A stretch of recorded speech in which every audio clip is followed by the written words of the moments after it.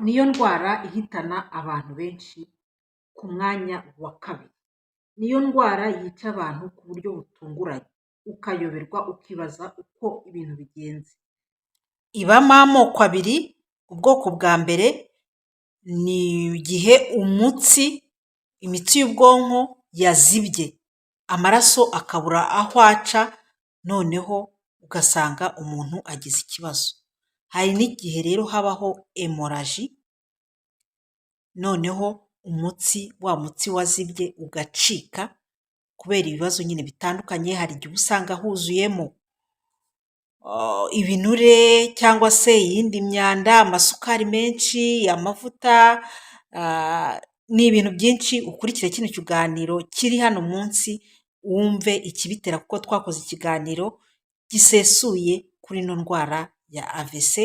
Niyo ndwara yica abantu benshi kurusha izindi, iza ku mwanya wa kabiri nyuma ya kanseri.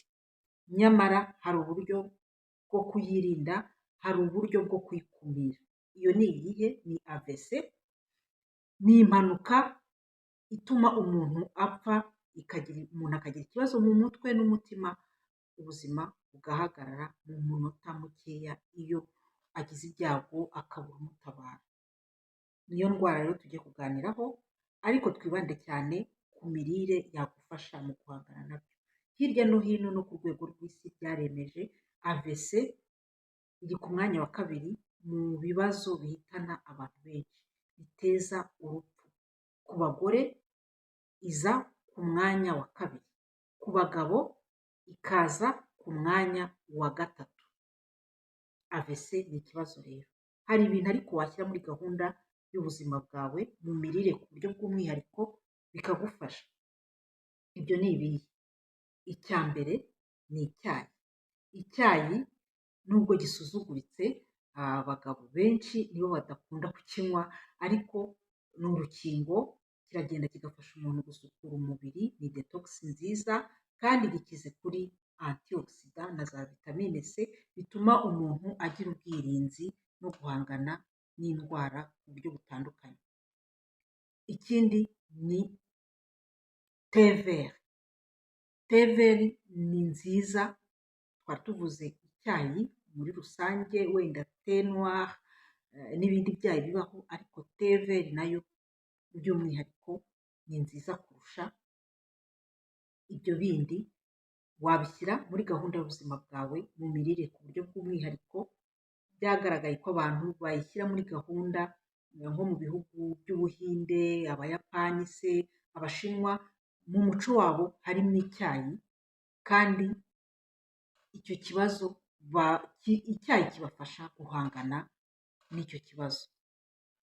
Hari n'ikawa, nayo ni ikinyobwa cyiza cyafasha umuntu mu kwirinda AVC, kwa kundi umutima ugira gutya ugahagarara, ubuzima bukarangira ku buryo butunguranye. Yagira amahirwe wenda akayirokoka, ariko hari igihe imusigira ubundi bumuga buzamukurikirana ubuzima bwe bwose.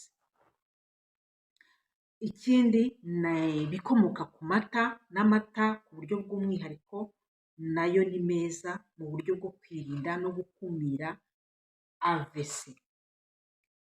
Kurya amafi n'ibindi bikomoka ku mafi nabyo bifasha umuntu mu kubaka umubiri no kwirinda ko yazagira AVC mu gihe kiri imbere.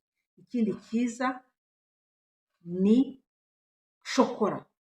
Shokora nayo ntabwo ari iy'abana gusa, nayo ni nziza, cyane cyane ya shokora y'umukara itarimo amasukari menshi cyangwa se amavuta ashobora gutera ikindi kibazo. Shokora nayo ni nziza mu mirire, ni byiza kuyishyira muri gahunda y'imirire, ikagufasha kwirinda AVC. Ikindi ni imbuto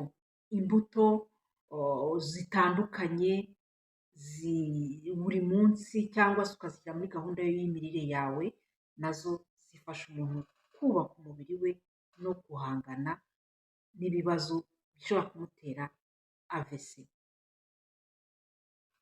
Ikindi ni imboga, imboga nazo zitandukanye ni nziza kuzirya kenshi, uko zitandukana niko zikuzanira za vitamine, za poroteyine, za antiyokisida, kimwe n'imbuto nyine ziza kugufasha guhangana n'ubusaze bw'umubiri cyangwa se n'ibindi bibazo bishobora kugutera avesi. Ikindi ni utubuto cyangwa se dukocagurika ari two furuwiseke oreyajine. Utwo tubuto turimo nk'ubunyobwa, harimo izitwa za mande, zirimo utubuto twinshi dutandukanye, utwitwa twa nwa. Abantu baba mu bihugu birimo nwa bashobora kubishyira muri gahunda y'imirire yabo, kandi bikabafasha mu guhangana n'ikibazo